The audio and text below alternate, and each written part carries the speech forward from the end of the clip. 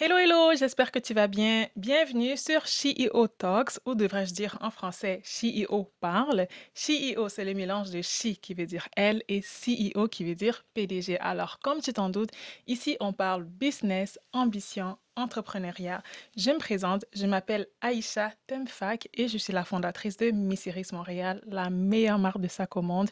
Et oui, je le dis avec confiance, c'est la meilleure marque de sac au monde. Ici, je te partage mes bons coups, mes mauvais coups, mon parcours entrepreneurial, gestion du temps, gestion des finances. Pour la petite histoire, moi, je suis maman de deux filles et je suis aussi CPA, donc comptable professionnel agréé ou encore expert comptable pour nos chers amis les Français. Et je travaille encore à temps plein et j'ai beaucoup d'autres projets dans la vie, comme par exemple, j'ai publié un roman. Alors, je connais un truc ou deux sur la gestion du temps, gestion des finances, entrepreneuriat, toutes ces belles choses. Alors, si c'est le genre de contenu qui t'intéresse, je t'invite à t'abonner. Je vais réussir, réussir, réussir. Même si des fois je me prends la tête, prends la tête, prends la tête. Je vais tout faire pour réussir, réussir, réussir.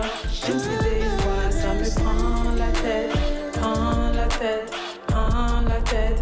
Je vais tout faire. Dans les épisodes précédents, on a parlé de ma réalité en tant qu'entrepreneur noir au Québec. On a parlé de comment j'ai commencé mes séries, comment j'ai financé tout ça. Ensuite, on a parlé de mon passage à l'émission Dans l'œil du dragon. Alors, si vous n'avez pas vu ces épisodes, je vous invite à aller les regarder. Aujourd'hui, on parle de à quoi ressemblent mes journées, comment j'organise mon temps. Pour rappel, je suis maman, CPA, entrepreneur et j'ai encore plein de projets. J'essaie de garder ma maison propre.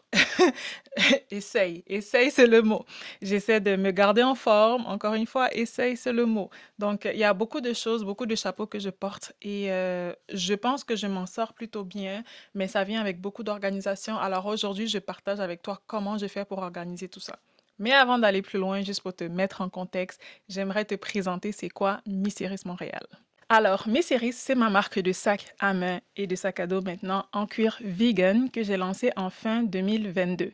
C'est quoi la particularité de Messeris dans l'océan de marques de sacs qui existent? C'est que quand j'ai décidé de lancer un, j'étais enceinte de ma deuxième fille, j'avais du temps, donc j'ai fait des recherches. Je cherchais une marque qui aurait 4 critères.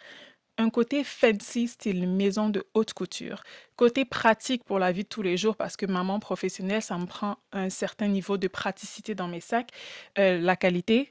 Et puis le côté abordable, parce que j'allais pas dépenser des milliers de dollars sur un sac fancy qui n'a même pas de poche d'ordinateur, par exemple. Alors, quand je regardais ces 4 critères-là, je ne trouvais pas de marque qui réunissait les 4 critères de la manière qui me convenait. C'est donc là que j'ai décidé de créer Miss Series pour avoir des sacs, encore une fois, fancy, pratiques, durables et abordables. Alors, j'ai lancé ça en 2022 vraiment avec la mission de permettre aux femmes de se sentir spéciales chaque jour grâce à ce sac qui allait rehausser le look, peu importe ce qu'elles allaient porter, peu importe à quel point leur journée allait être occupée. Et Miss Iris a aussi une mission sociale très forte, celle de combattre le mariage forcé des fillettes. Alors, je vous invite à aller sur mon site internet missirismtl.com pour en apprendre plus sur cette initiative. Miss Iris, c'est vraiment un projet de cœur que je fais en parallèle de ma vie de maman et de comptable à temps plein pour une autre compagnie. Alors, ça vient avec son lot de défis que j'ai vraiment hâte de partager avec toi. Alors, encore une fois, si c'est le genre de contenu qui t'intéresse, je t'invite à t'abonner tout de suite. Alors, maintenant que tu sais c'est quoi Miss Iris Montréal, que tu as compris un petit peu l'esprit de la marque, je voudrais te présenter le sac du jour, ou devrais-je dire la Miss du jour. Il s'agit de Miss Blair ici, qui est ce sac de taille médium qui est parfait pour la vie de tous les jours. Comme d'habitude, on retrouve notre intérieur rouge signature qu'il y a dans tous nos sacs Miss Series. On a évidemment la ganse ici pour le porter en bandoulière. Donc, la particularité de ce sac, c'est vraiment sa taille. La taille est vraiment, vraiment parfaite parce qu'il n'est pas trop gros, il n'est pas trop petit. Tu peux même mettre une tablette dedans si tu veux. Et cet intérieur rouge en velours est tellement parfait. Et je trouve qu'il porte très bien son nom parce que Miss Blair, ça fait référence à Blair Waldorf dans Gossip Girl. Donc, on est vraiment dans le côté fancy, Upper East Side. You cannot talk to me. Je suis trop belle avec mon sac. Donc, voilà. Voilà un petit peu l'esprit de la marque. Donc, la Miss du jour, c'est Miss Blair. Tous les sacs Miss Iris sont disponibles sur notre site internet missirismtl.com. On va passer au vif du sujet. À quoi ressemblent mes journées? Comment je fais pour faire tout ce que je fais? Je vais commencer par te parler un petit peu de mes journées et après, je vais te dire comment je m'organise. Alors, Avant, je me réveillais un petit peu plus tard quand mes 2 enfants allaient à la garderie parce qu'on pouvait les déposer un peu plus tard. Mais depuis que ma plus grande va à l'école, on doit tous se réveiller plus tôt.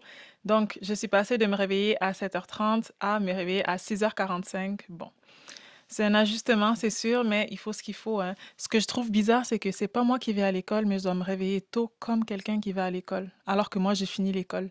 Et ça pour les prochaines, je sais pas combien d'années. C'est pas juste. Bref, petite parenthèse. Donc voilà, je me réveille à 6h45 et mon mari et moi, on alterne. Donc il y a des matins, c'est son tour, il y a des matins, c'est mon tour. Donc techniquement, quand c'est un matin qui n'est pas mon tour, je n'ai pas besoin de me réveiller à 6h45. Mais qu'est-ce qui se passe quand les enfants se réveillent à 6h45? C'est que ça fait du bruit. Et évidemment, j'ai fini par me réveiller de toutes les manières, donc je vais les voir. Alors, que ce soit mon tour ou pas, je finis toujours par me réveiller. La seule différence, c'est que quand c'est mon tour, je les prépare et là, je vais les déposer. Et puis, je reviens à peu près à 8 heures. Et quand c'est pas mon tour, ben à 7h30, elles sont parties. Et là, j'ai du temps entre 7h30 et 9h parce que je commence à travailler à 9h. Et je vais au travail en présentiel une fois par semaine. Ça, c'est nouveau parce que quand j'ai pris la job, c'était complètement remote. Mais bon, c'est la réalité post-Covid. Maintenant, toutes les compagnies demandent aux gens, aux employés de retourner au bureau. Donc voilà. Donc, dépendamment de si c'est mon tour ou pas, j'ai on va dire, soit un 1 heure, soit un 1h30 le matin.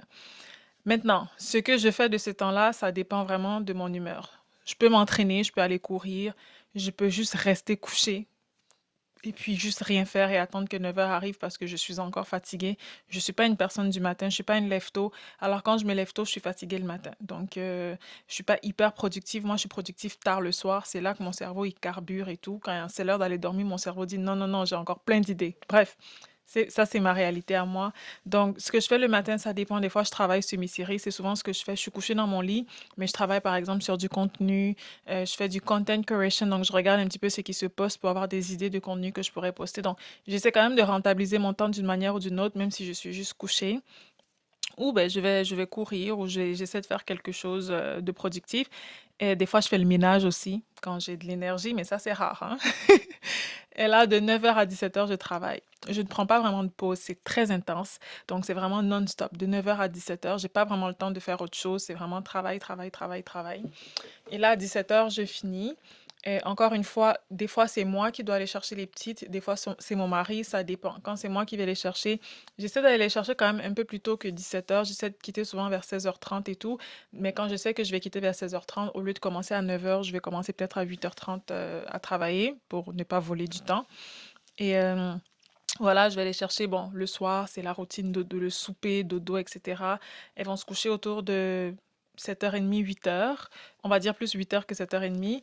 Et c'est là que ma soirée commence, en fait. Donc, si je me suis occupée d'elles, ma soirée commence à 8h. C'est-à-dire que c'est souvent là que je vais aller, moi, prendre une douche et commencer ma soirée. Mais si c'était pas mon tour de m'occuper des petites, à 8h, normalement, j'ai déjà soit fait mon sport, pris ma douche, mangé, etc. Donc, je peux commencer à travailler à 8h. Donc, ma soirée est un petit peu plus longue quand c'est pas mon tour de m'occuper des filles. Et là, c'est là que je rentre tous mes projets, tout mon business dans ma soirée, en fait. Donc, de 8h PM à 2h AM à peu près, ou une... Non, j'essaie de pas dormir trop tard parce que après je suis pas fonctionnelle le lendemain. Donc, j'essaie de me coucher maximum à 1h. Donc, ça me donne comme un 5 heures, en sachant que c'est pas un 5 heures hyper productif pendant le 5 heures au complet. Je vais être productif peut-être 2 3 heures dans ce temps-là. Et le reste du temps, des fois, je vais scroller, des fois, bon, je suis fatiguée, je me couche ou je parle à mon mari, tu sais, des fois, faut entretenir la relation aussi. Donc, voilà un petit peu à quoi me ressemblent mes journées, puis le lendemain, je recommence. Le week-end, c'est un petit peu plus difficile de travailler parce que les petites sont là à longueur de journée. On a aussi notre système de tour, c'est-à-dire que le samedi matin, c'est moi qui m'occupe des filles et puis le samedi après-midi, c'est lui. Mais je veux dire, quand les filles sont à la maison, elles viennent me coller, que ce soit mon tour ou pas. Donc bon, c'est pas nécessairement évident de vraiment avoir du temps pour moi. Donc j'ai envie de dire que quand je travaille, c'est vraiment plus en semaine, le soir. Le week-end, c'est vraiment plus difficile. Donc voilà, comme en ce moment, la raison pour laquelle je suis capable de filmer cette vidéo en ce moment, c'est parce que les filles sont chez ma mère. On est le week-end, sinon jamais ça aurait été possible, ça aurait crié partout et puis vous auriez entendu tout le bruit, jamais j'aurais été capable de filmer. Donc voilà un petit peu à quoi ressemblent mes journées. Maintenant, qu'est-ce que je fais dans ce laps de temps de 8h à 1h du matin, comment j'organise tout ça. Donc il y a quelque chose que j'ai commencé à faire, je pense en 2019, c'est un plan de vie, tout simplement pour les 5 prochaines années. Donc là, j'étais un petit peu fatiguée de voir les choses m'arriver sans avoir vraiment de contrôle dessus. Là, j'ai dit, c'est moi qui vais décider de mon futur. Je vais pas attendre que le futur m'arrive. Je vais décider de comment je veux que mon futur soit. Après, l'homme propose, Dieu dispose, mais il faut savoir où tu t'en vas parce qu'après, tous les actes que tu poses vont dans la direction de où tu veux t'en aller. Alors, il y a de bonnes chances que où tu veux t'en aller, ben, tu y arrives au final. Donc, j'ai commencé un fichier Excel où je mets tous mes objectifs dans tous les aspects de ma vie. Donc, il y a des objectifs, par exemple, ma foi, mon poids, ma relation avec mon mari, euh, euh, euh, ma relation avec mes enfants, mes objectifs de Miss Iris, mes objectifs de travail, le nombre de livres que je vais publier. Bref, tout est dans ce fichier-là. Qu'est-ce que je vais faire et quand? Donc, c'est toujours pour les 5 prochaines années. Donc là, on est en 2025. En ce moment, j'ai un fichier qui va jusqu'en 2030. Où est-ce que je vais être rendu? Qu'est-ce que je vais faire? Ensuite, une fois que j'ai décliné ces objectifs-là, je prends les objectifs pour la prochaine année et je les décline en trimestres. Alors, pour être rendu où je veux dans un an, il faut que je fasse tel, tel, tel geste dans chaque trimestre. Donc là, ça me donne mes objectifs du trimestre. Une fois que c'est fait, je prends le trimestre en cours et je divise en mois. Pareil, c'est quoi mes objectifs du mois. Donc, chaque fois qu'un mois commence, je sais c'est quoi mes objectifs, c'est quoi les choses que je veux faire. Donc, j'y pense une fois et après, j'y pense plus. Donc, ça m'évite d'avoir la charge mentale constante de me dire, OK, mais là, qu'est-ce que je fais? Qu'est-ce que je dois faire? Non, tout est réfléchi d'avance. Après ça, j'exécute. Donc, je passe de l'objectif annuel à l'objectif trimestriel, à mensuel. Après ça, j'y vais vraiment par semaine et tout. Donc, quand le mois commence, je me dis, OK, si je veux faire ça, cette semaine, je me concentre sur tel, tel, tel objectif, c'est fait, je coche. Et puis, la semaine d'après, je passe à autre chose. Donc, le reste du temps, je suis vraiment en mode exécution. Et ce fichier Excel-là, je le revois on va dire chaque 3 mois. Donc, chaque trimestre, je le regarde, je me dis, est-ce que les objectifs sont toujours alignés? Entre-temps, des choses se passent, hein. Je veux dire, on n'a pas le contrôle sur tout, donc ça peut réaligner certains objectifs. Il y a déjà des objectifs que j'ai complètement enlevés parce que j'ai décidé de mettre mon énergie sur autre chose, mais ça m'empêche d'avoir la charge mentale constante de qu'est-ce que je fais. Donc, j'essaie de faire la même chose pour mes séries, j'essaie d'avoir des objectifs et tout. Donc, du coup, le soir, quand j'arrive à 8 heures et c'est l'heure de travailler, c'est pas là que je commence à réfléchir à qu'est-ce que je fais, oh my God. Non, c'est vraiment exécute, exécute. J'ai ma to-do list. Chaque matin, quand je me réveille, je fais ma to-do list ou des fois, je fais la veille avant d'aller dormir, comme ça, le matin, c'est prêt. Il n'y a pas une journée qui passe où j'ai pas une liste de choses à faire. Et si ça arrive que j'ai pas une liste de choses à faire, c'est parce que je suis encore sur la liste de la veille que j'ai pas terminée. Ça me sert à rien de faire une nouvelle liste parce que j'ai encore trop de choses de la veille que j'ai pas faites. Mais il n'y a pas une journée qui se passe sans que j'ai une to-do list. Moi, je pense que le succès, c'est pas quelque chose qui arrive par hasard. Je pense que le succès, c'est quelque chose qui se travaille en amont. C'est quelque chose que tu décides qui va t'arriver et tu vas mettre tout en œuvre pour que ça arrive. Et si ça n'arrive pas, ce ne sera pas faute d'avoir essayé. Donc, c'est vraiment comme ça. Au niveau des outils que j'utilise, avant, j'avais une application. Je vais essayer de vous mettre le nom, je me rappelle plus du nom. Donc, j'avais une application et j'étais capable de mettre toutes mes tâches récurrentes. Donc, j'ai pas besoin de le remettre dans ma to-do. Je crée une tâche, je dis, mets-moi un rappel chaque dimanche à X heures que je dois faire la lessive des enfants, par exemple. Donc, j'avais pas besoin de faire ça. Et puis là, je rajoutais juste. Donc, une fois que je planifiais mes objectifs, mes choses, j'étais capable de me faire des tâches récurrentes dans ma to-do. Donc, j'ai fait ça pendant longtemps. Et là, j'avais besoin de changement. Donc, je suis retournée à la bonne vieille feuille et papier parce que je sais pas, en ce moment, j'aime écrire et puis cocher et puis barrer ce que j'ai fait. Donc, ben, c'est sûrement temporaire. Il faut alterner et tout. Ça fait changement un peu, mais il faut trouver ce qui fonctionne pour toi. Mais moi, je peux pas fonctionner comme ça parce que sinon, j'oublie. Il y a des tâches qui sont pas faites et tout. Et quand je sais qu'il y a quelque chose qui doit être fait une journée spécifique, je me mets déjà un rappel dans mon calendrier pour que la journée spécifique, évidemment, j'ai un rappel de il y a telle, telle, telle chose à faire. Donc, c'est un petit peu comme ça que je m'organise. Et là, quand je dis j'ai une to-do, ça inclut tout, là. Ça inclut, par exemple, je veux que mes enfants fassent une sortie fun à l'extérieur par mois. Donc, c'est planifié d'avance. Donc, c'est vraiment une tâche. Il faut que je la coche. Donc, ça me force les choses pour lesquelles je suis intentionnelle dans les efforts que je veux faire. Je les fais parce que je veux cocher ça dans ma to-do. Je veux pas qu'il y ait des choses qui ne soient pas faites dans ma to-do parce qu'après, je me sens comme si je suis pas nécessairement en train de travailler vers mes objectifs et tout. Après, j'essaie d'être pas trop dure envers moi-même. Je suis maman, ça prend beaucoup de temps, d'énergie, les enfants, donc c'est pas toujours possible de régler tout ce qui est dans ma to-do. Donc, j'essaie d'appliquer la règle du 20-80. Et là, je l'ai noté parce que je veux pas la massacrer. Donc, c'est une règle qui dit 80% des résultats proviennent de 20% des efforts. Donc, 80% des résultats viennent directement de 20% de tes actions. Donc, il faut se demander quelles sont les tâches les plus impactantes que je fais chaque jour. Donc, j'essaie de me focaliser sur le 20% des tâches qui ont 80% des résultats. Donc, les tâches les plus importantes. Donc, il y a des choses que je ne fais pas.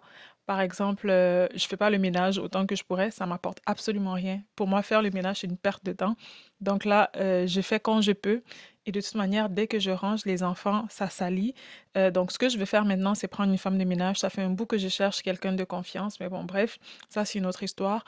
Donc, même au niveau de mes séries, là, j'ai pris une assistante qui fait les tâches, genre les courriels, les choses comme ça, parce que c'est pas vraiment des tâches à valeur ajoutée. C'est pas ça qui me rapporte plus de ventes et tout. Donc, j'essaie de me concentrer sur le 20% et j'essaie de déléguer le 80% autant que possible ou peut-être que dans le 80%, il y a des tâches que je peux juste faire moi-même, mais beaucoup, beaucoup plus tard. Donc voilà, je pense que pour réussir, il faut faire un effort conscient pour s'organiser. Il faut d'abord déterminer qu'est-ce qui est important pour soi, c'est quoi les objectifs qu'on veut atteindre et après, c'est quoi les étapes pour atteindre. Et puis là, on se lance à fond. Il n'y a pas de place pour le, comment tu dis, le laziness, pour la paresse, voilà. En ce moment, j'ai pas nécessairement envie d'être toute maquillée, de vous filmer. On est dimanche soir. J'ai juste envie de prendre un verre de vin devant un bon film. Mais je suis là, je filme parce que c'est un de mes objectifs et cet objectif, je veux l'atteindre. Donc voilà. J'espère que vous avez aimé cet épisode. Si c'est le cas, je vous invite à me laisser un pouce en l'air, liker, partager, toutes ces belles choses. Laissez-moi en commentaire si vous aussi vous avez un fichier d'objectifs quelconque ou comment vous vous organisez, si vous avez des trucs qui pourraient m'être utiles. La semaine prochaine, je vous parle de toutes les erreurs que j'ai faites dans mon parcours entrepreneurial. Donc, mes bons coups, mes moins bons coups, les choses que j'ai faites que je recommande, les choses que j'ai faites que je ne recommande pas. Alors, je vous dis à la semaine prochaine, à la même heure. Et d'ici là, prends soin de toi et rappelle-toi qu'on ne vit qu'une fois et que tu es le maître ou la maîtresse de ta destinée. Bye!